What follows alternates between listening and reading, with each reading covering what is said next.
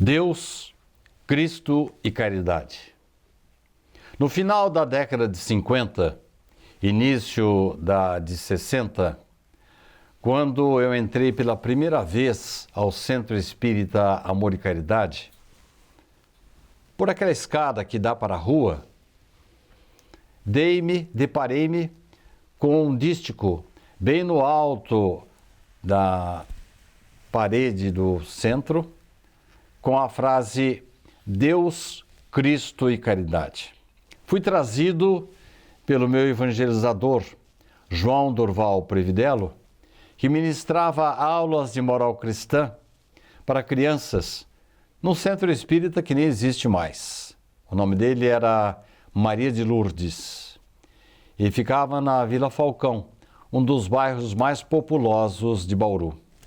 Fiquei deslumbrado com aquele dístico, bem no alto do salão das palestras.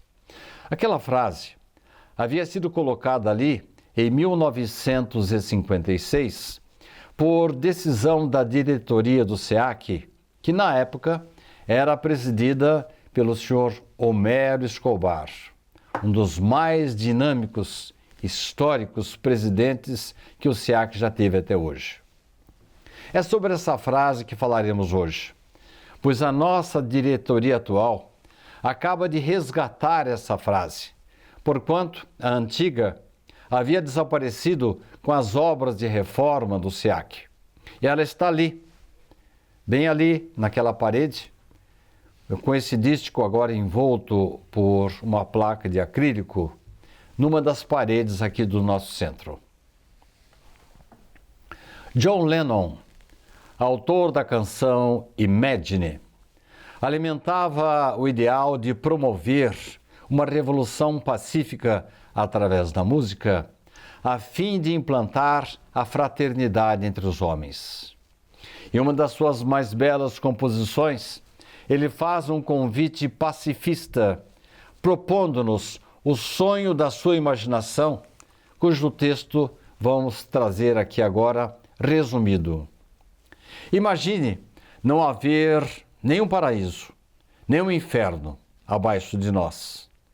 Imagine que as pessoas possam viver somente o presente. Imagine que possa existir só um país, onde todos nós possamos ser irmãos e ninguém mais tenha motivo para matar ou morrer. Todos nós vivendo em paz, sem preocupação com posses, ganância ou com a existência da fome. Uma irmandade entre nós, homens. Ah, vocês acham que eu sou um visionário? Que eu estou delirando? Mas um dia você vai juntar-se a nós. E o mundo, então, viverá como se fosse um único mundo.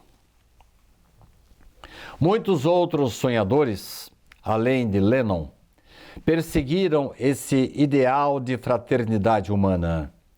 Nenhum, porém, elevou tão alto esse conceito quanto Jesus, que exaltou a grandeza do Criador com os seus sermões, parábolas, exemplos inesquecíveis de dedicação. Ao proferir o Sermão da Montanha, o mais belo poema da humanidade, Jesus verbalizou a voz do Criador, com seus fundamentos envoltos por sabedoria, simplicidade e profundidade. Mas Jesus não se limitou, todavia, a transmitir a sua mensagem, pois vivenciou-a, exemplificou-a.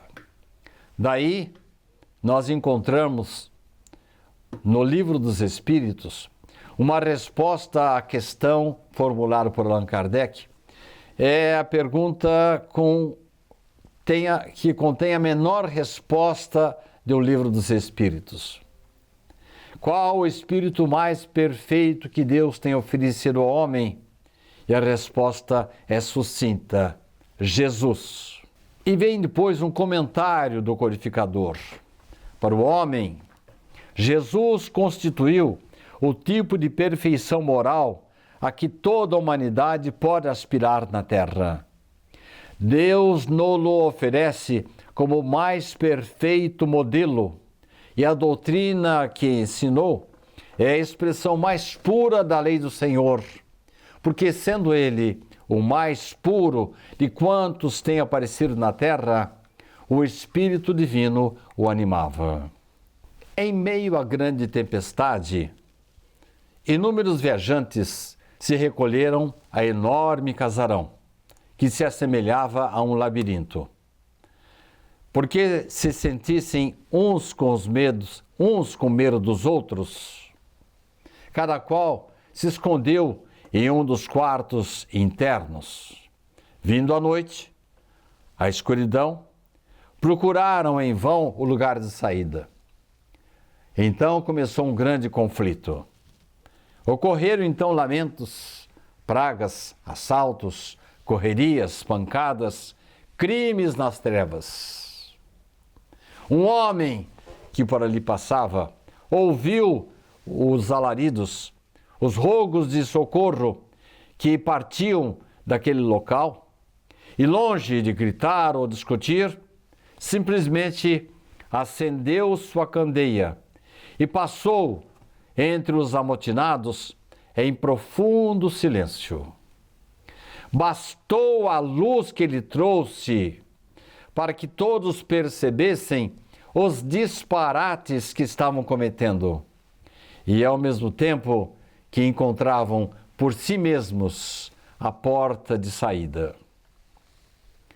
Nesta feliz metáfora de Hilário Silva, nós vamos encontrar Jesus com o raio de luz que Deus mandou à Terra para servir de guia e exemplo para a humanidade. Essa singela analogia de Hilário Silva conseguiu sintetizar com fidelidade a verdadeira razão da vinda de Jesus à Terra, tarefa que foi cumprida há mais de 2000 anos.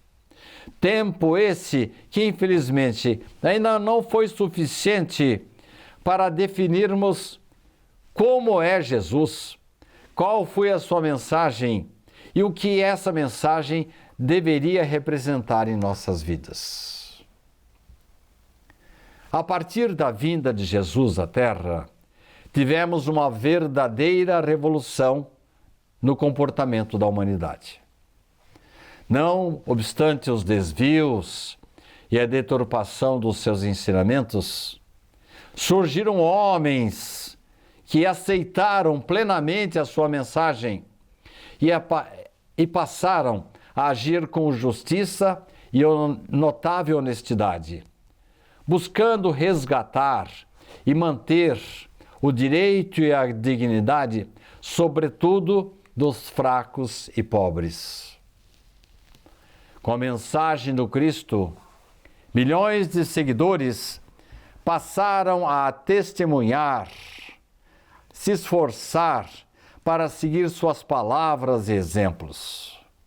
O que antes era raro, até inadmissível, conforme a alguns conceitos do período inquisitorial, passou a ser um frequente comportamento de crentes, porquanto na Inquisição, o fato de você fazer o bem, você destinar uma parte dos seus alimentos para os mais pobres, o fato de você assistir criaturas desamparadas, era visto com suspeição pelos mandatários da Inquisição.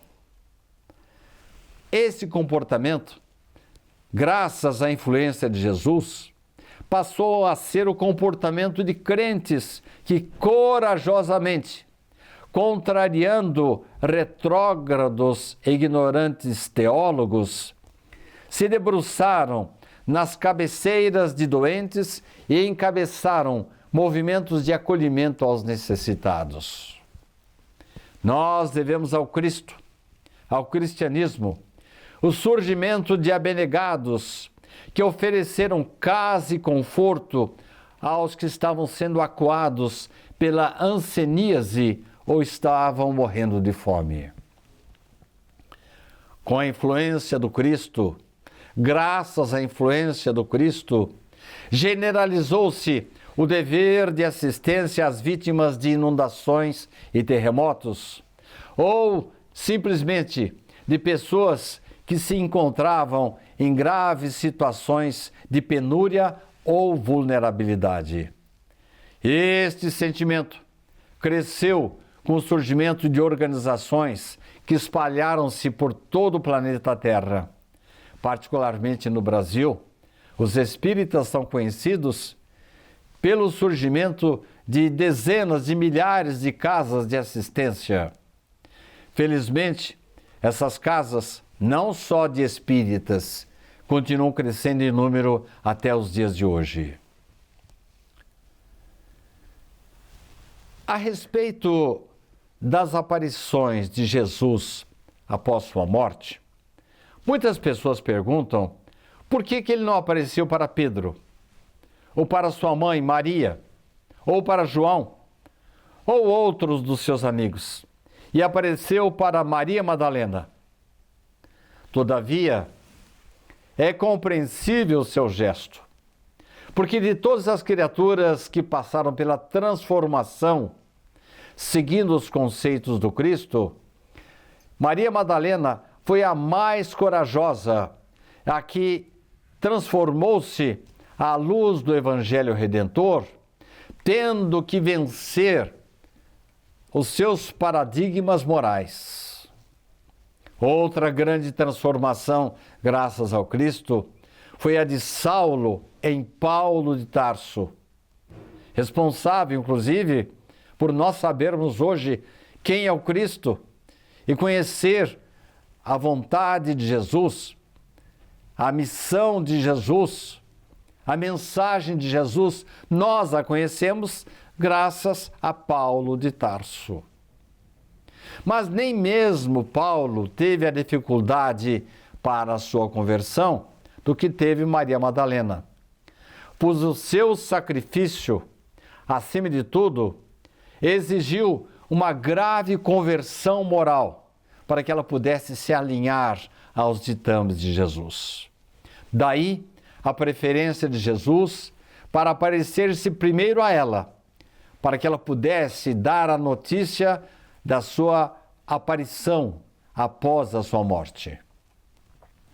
Há muitos exemplos que nós poderíamos citar. Podemos simplesmente agora recordar um exemplo muito importante. Recordamos o egoísta e avassalador espírito de Herodes o Grande, responsável pela chacina, pela morte de dezenas de crianças com idade inferior a 2 anos, aniquilando essas criancinhas, preocupado que estava esse rei, esse cruel rei, com a suposta usurpação do seu trono por Jesus.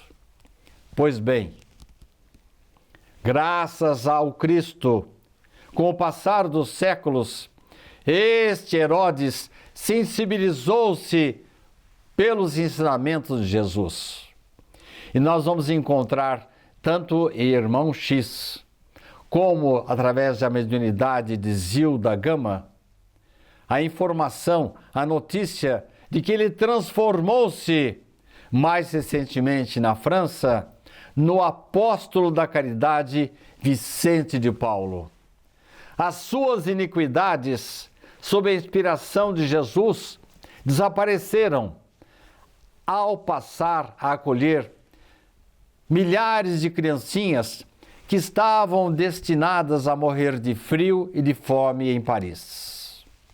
Essas graves revelações, oriundas de Irmão X e da médium Zilda Gama, no seu livro Solar de Apolo, trouxeram também à luz uma outra revelação, uma outra grande transformação graças ao Cristo. Joana d'Arc teria sido Judas, e ela também teria sido vendida por algumas moedas e condenada por heresia e bruxaria. Como falamos, a relação de transformados que surgiram, saíram do pó e se tornaram grandes criaturas graças ao Cristo, seria imensa. No entanto, só para citarmos alguns dos tempos atuais, poderíamos nos lembrar de Jerônimo Mendonça, as figuras vitoriosas de Jerônimo Mendonça e de Jesus Gonçalves, vigorosamente tocados pela mensagem cristã. Como vemos, caros irmãos e amigos, devemos ao Cristo o surgimento de abnegados, que a partir de sua mensagem, parábolas, sermões e exemplos, passaram a vivenciar essa mensagem, tornando-se exemplos de transformação na história do cristianismo. Diz Emmanuel que Jesus trouxe o código de ouro das vidas transformadas para a glória do bem. O Evangelho, afirma Emmanuel, tem poder transformador. A conversão de um Herodes em um Vicente de Paulo vem nos provar o poder do Evangelho na transformação das vidas. No entanto, nem tudo são flores. E eis que em determinado momento, quando Jesus resolve revisitar a terra, eis que ele fica um pouco triste e até decepcionado. Desde a Palestina até a América, infelizmente, Jesus encontrou um malogro dos esforços do plano espiritual para cuidar das coletividades terrestres, por não encontrar a devida ressonância nos corações humanos. Aqueles exemplos que nós demos são pequenos, perto da multidão de criaturas que ainda não aceitaram Jesus. Muitas coletividades aderiram ao Cristo, elegendo-o como ideal de realização social. Infelizmente, limitaram-se a entronizar o Cristo em bases de culto exterior, sem efetivamente cultivá-lo interiormente. Mas Jesus jamais se cansou de semear suas luzes, à espera de criaturas que se predispusessem a espalhar suas bênçãos. Segundo Humberto de Campos, em uma das visitas periódicas de Jesus à Terra, no final do século XIV, encontrou-a ainda nas mesmas veredas escuras, distanciada de suas lições, embora a chama do Evangelho ainda permanecesse acesa. Eliu, disse Jesus a um dos seus mensageiros encarregados dos problemas do mundo: recomendei aos homens que se amassem como irmãos, e vejo-os se aniquilarem uns aos outros como Caíns desvairados. Infelizmente, não vejo senão o caminho do sofrimento para modificar tão desoladora situação.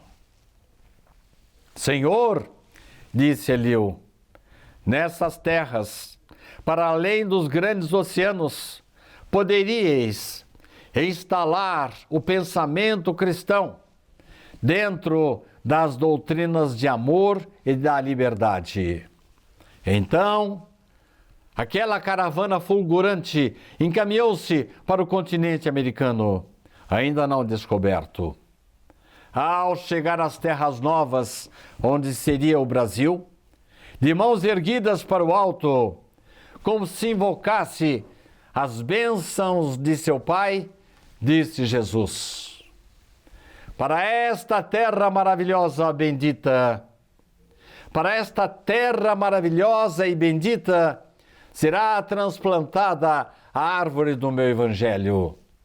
Do seu solo dadivoso, todos os povos da terra aprenderão a lei da fraternidade universal.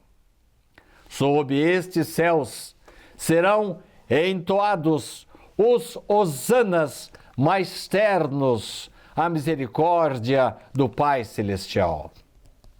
Segundo Emmanuel, Se a Grécia e a Roma da antiguidade tiveram a sua hora como elementos primordiais das origens de toda a civilização do Ocidente, se o Império Português e Espanhol se alastraram por quase todo o planeta, se a França e a Inglaterra têm tido a sua hora proeminente nos tempos que assinalam as etapas evolutivas do mundo, o Brasil terá também o seu grande momento no relógio que marca os dias da evolução da humanidade. Se outros povos atestaram o progresso pelas expressões materializadas e transitórias, o Brasil terá a sua expressão imortal na vida do espírito, representando a fonte de um pensamento novo, sem as ideologias de separatividade, inundando todos os campos das atividades humanas com uma nova luz. O chamado terceiro mundo é pobre de riqueza e o primeiro mundo é pobre de esperança.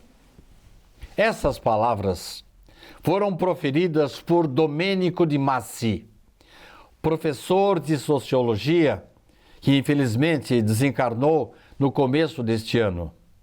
Professor de sociologia em Roma, no livro O Futuro Chegou, Modelos de Vida para uma Sociedade Desorientada, publicado em 2014, ele apresenta modelos de vida como o indiano, chinês, japonês, grego clássico, hebraico, católico, muçulmano, protestante, iluminista, capitalista, socialista, pós-industrial e brasileiro.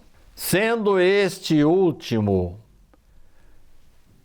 tendo reservado o sociólogo um capítulo próprio de 90 páginas, e depois também, na conclusão da sua obra, depois dessa meticulosa análise, o emérito sociólogo faz uma provocadora pergunta: como é possível, no Brasil, a convivência dos homens, a despeito da multiplicidade de raças, classes, cores, religiões e convicções?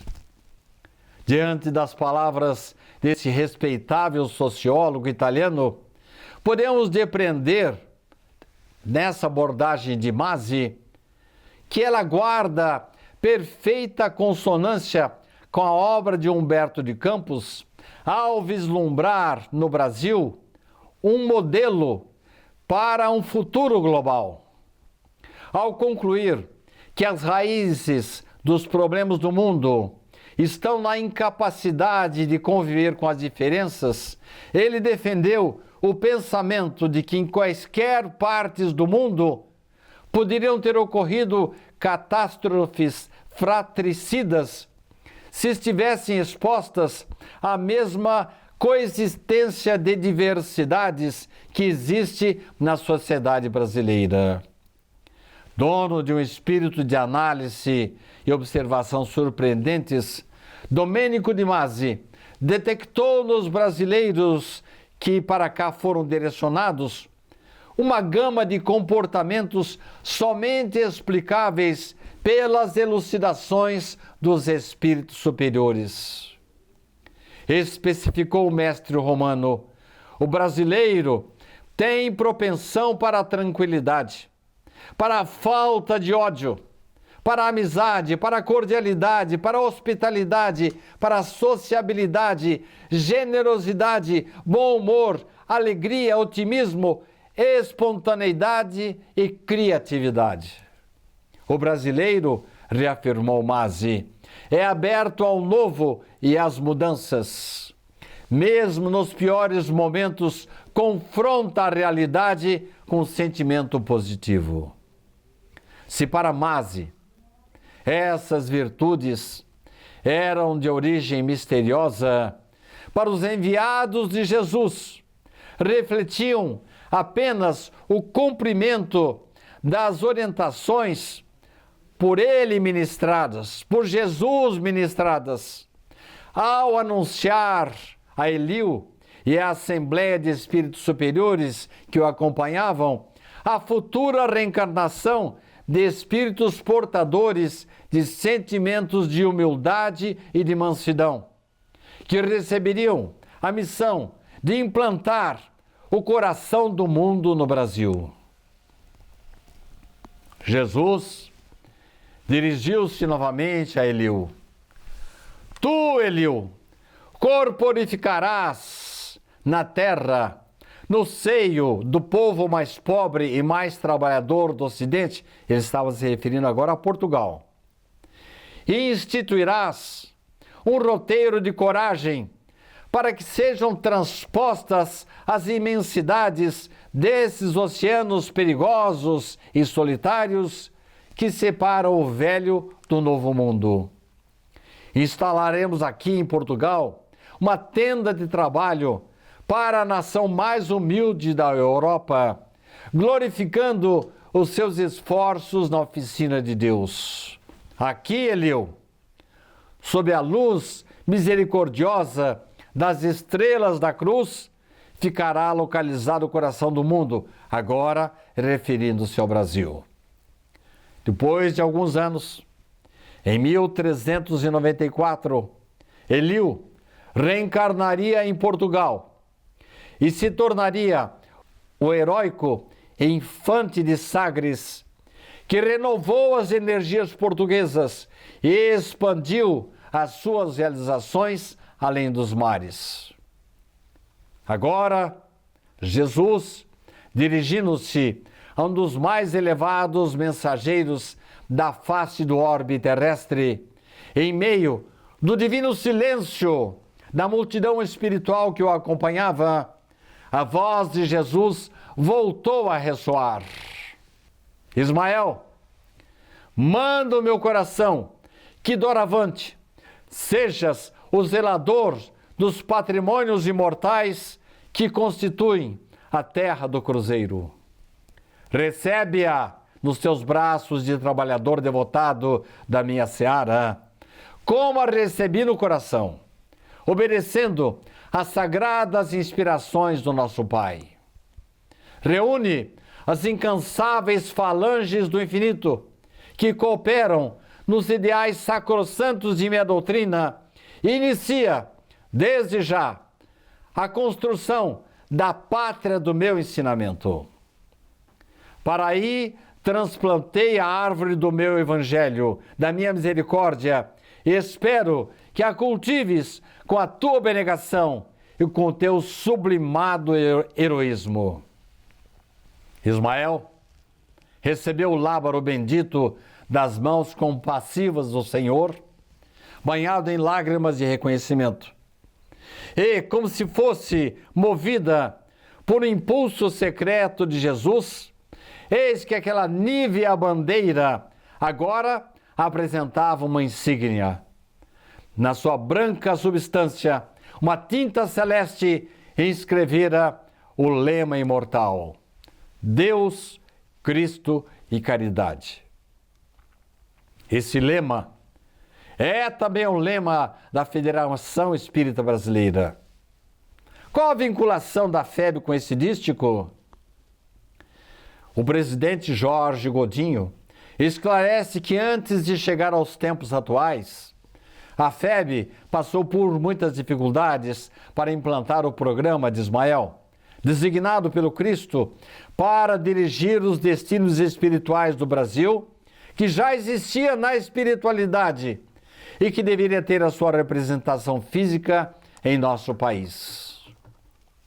Em 1873, num dos grupos formados lá na FEB, Ismael começou a assentar as bases da nossa atual dimensão.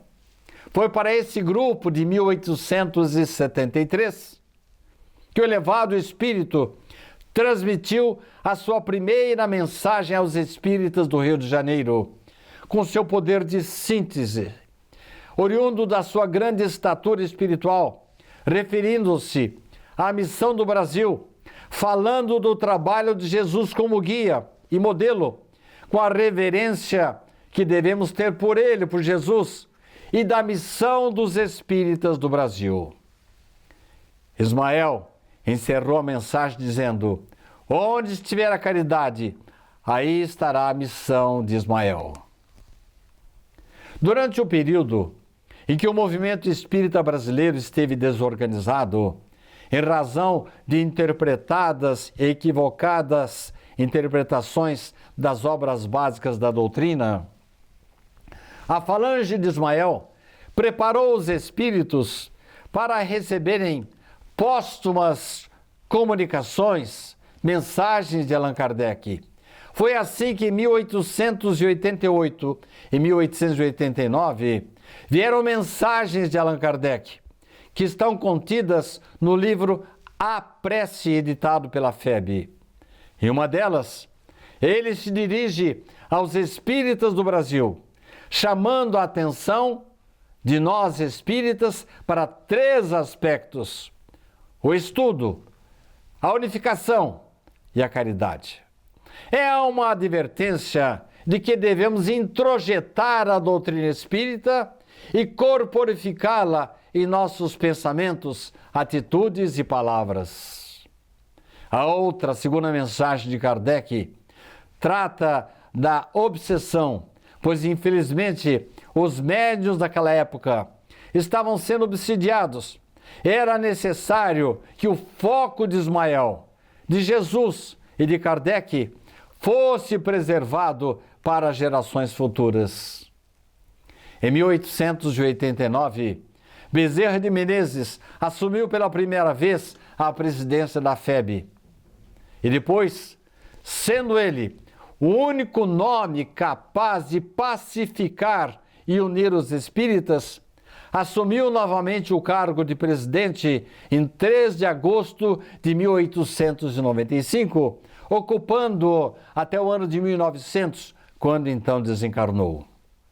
Bezerra de Menezes implantou com sua serenidade, competência e responsabilidade a ideia da unificação que Allan Kardec havia trazido em uma de suas mensagens póstumas, deixando para a FEB um legado de uma FEB pronta, em harmonia, através da sua condição paternal e de respeito moral, que ele sempre teve por todos, Kardec sempre teve por todos, para que aquela instituição e o movimento espírita navegassem nos séculos vindouros até chegar à situação maravilhosa em que hoje nos encontramos.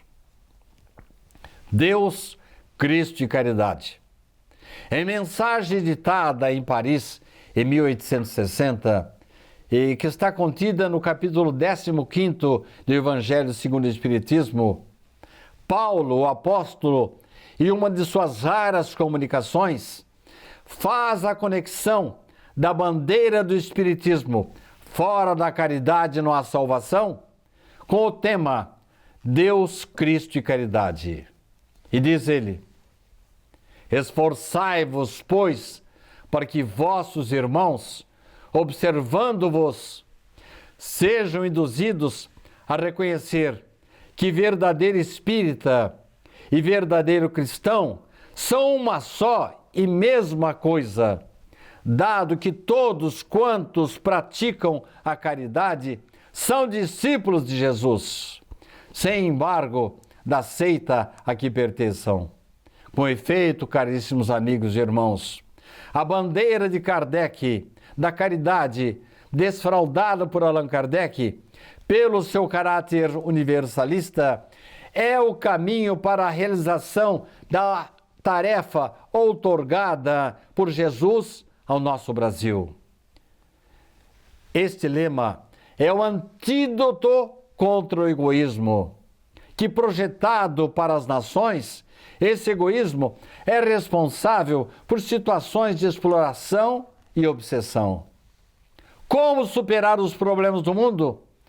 Eles serão superados gradativamente, a partir do momento em que efetivamente passemos a nos tratar e considerar como irmãos, ajudando-nos uns aos outros com os valores da solidariedade e da compreensão.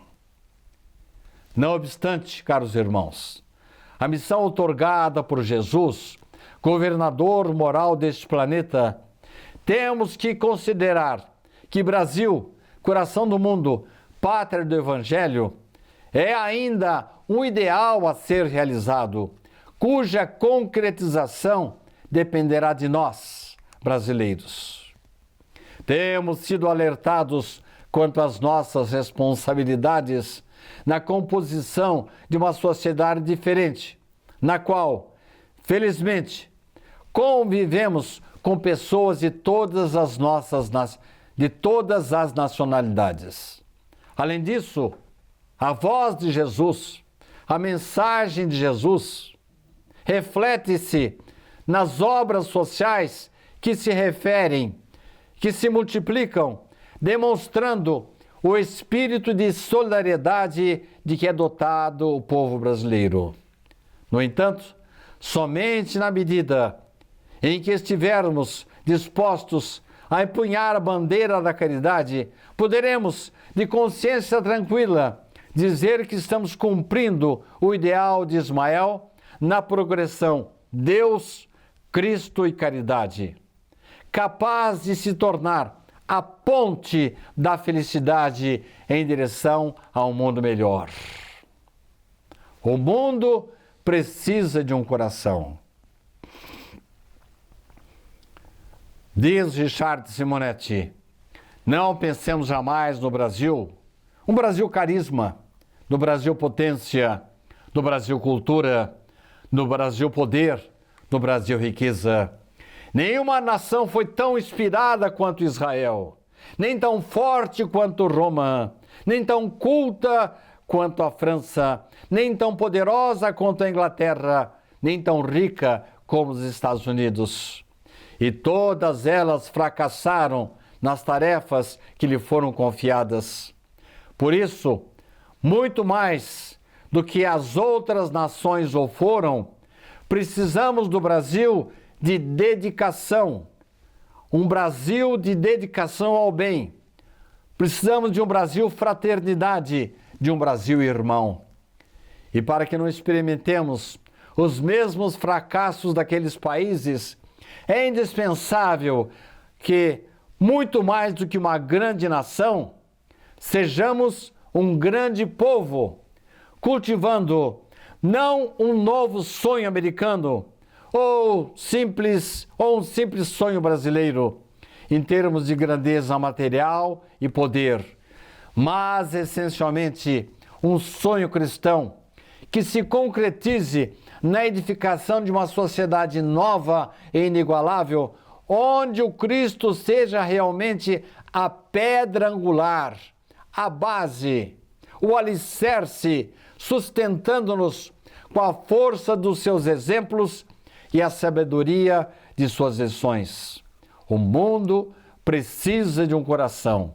Que o Brasil seja esse coração, não por simples escolha do plano espiritual, não por mera questão de localização geográfica, mas, sobretudo, pelo nosso empenho em fazer dele a autêntica pátria do Evangelho, onde as lições de Jesus sejam vividas em plenitude. Assina este texto Richard Simonetti. Muitos dos textos que aqui trouxemos foram inspirados nas obras de Richard Simonetti, que muitas vezes exaltou em seus livros e palestras a grandeza do Brasil e a sua missão grandiosa. Como provavelmente ele faria, encerraremos esse trabalho com a exaltação de Castro Alves na psicografia de Francisco Cândido Xavier, aquela mesma mensagem que ele psicografou no Pinga Fogo de 1971 pela TV Tupi, o poema Brasil, que aqui trazemos de uma forma resumida. Brasil, o mundo a escutar-te, pergunta hoje o que é.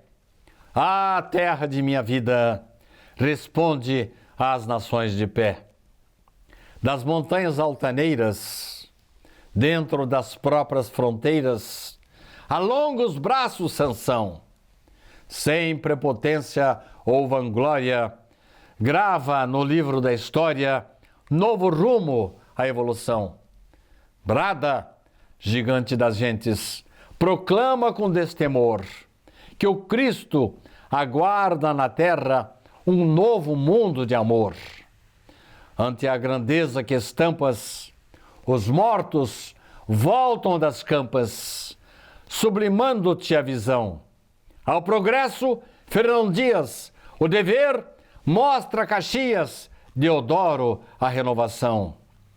Hoje, que o mundo te espera, para as leis da nova era, por Brasília envolta em luz, que em ti a vida se integre, de Manaus a Porto Alegre, no Espírito de Jesus.